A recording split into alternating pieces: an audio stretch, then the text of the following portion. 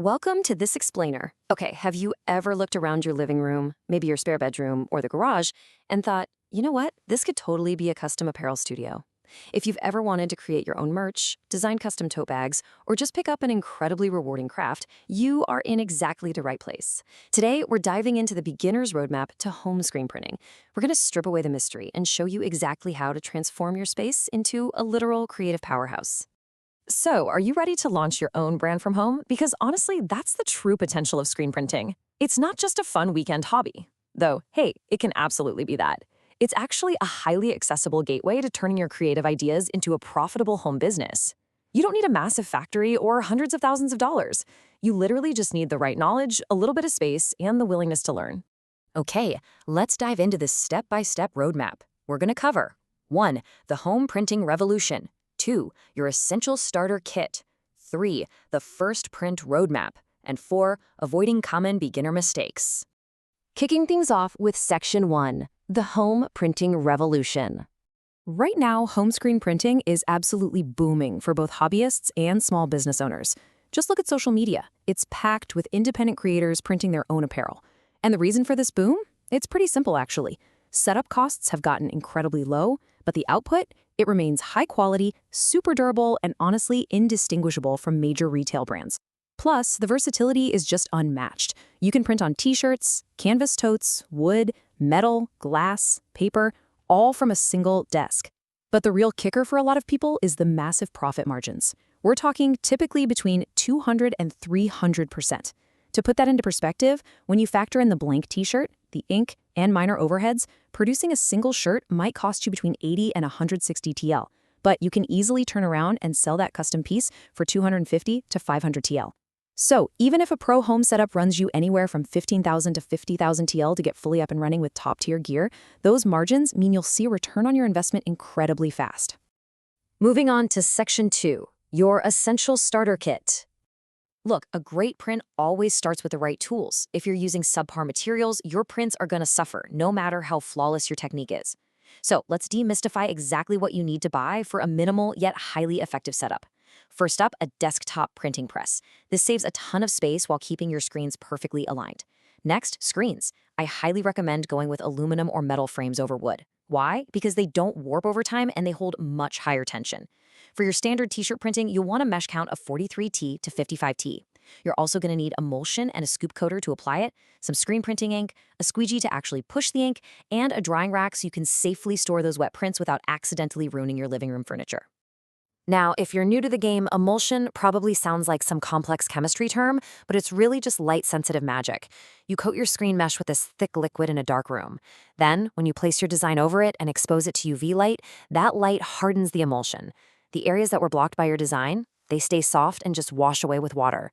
What you're left with is a perfect microscopic stencil locked right into the fabric of your screen. It's super cool.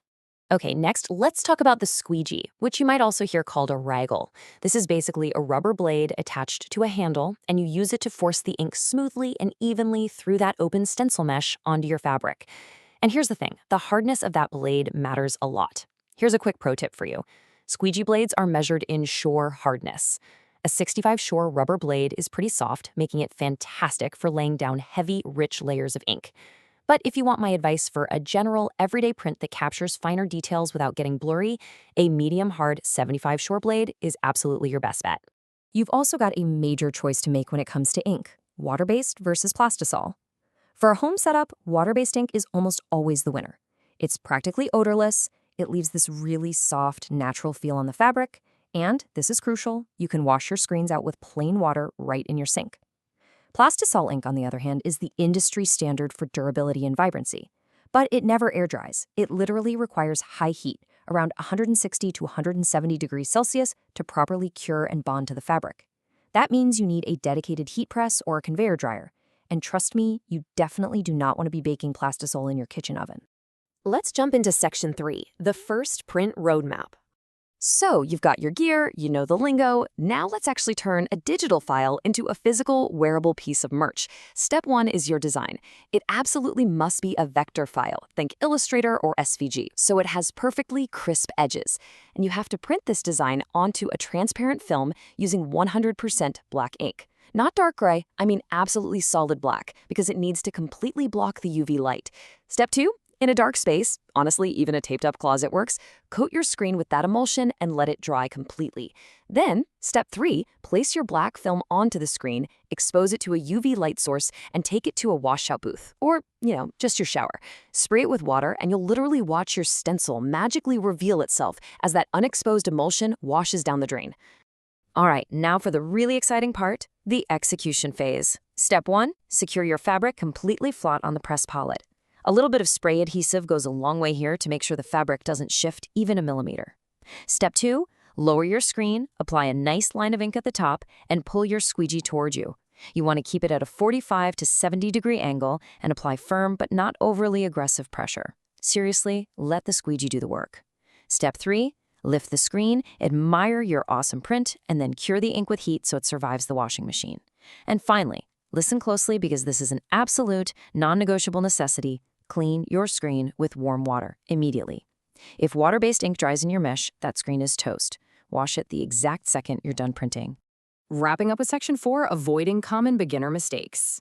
Look, every single beginner makes mistakes. It's just part of learning a tactile craft. But if you know what the most common pitfalls are beforehand, you're going to save yourself massive amounts of time, money, and frustration. So, if you got a blurry print, your squeegee angle was probably way too flat, or you pressed way too hard and forced ink out under the stencil. Keep that angle locked at 45 to 70 degrees. If ink is clogging your mesh, you simply waited too long to clean the screen. Remember, wash it instantly. What if you see ghosting or a double image? That means your fabric shifted when you lifted the screen. Use spray tack or a vacuum press to lock it down tight.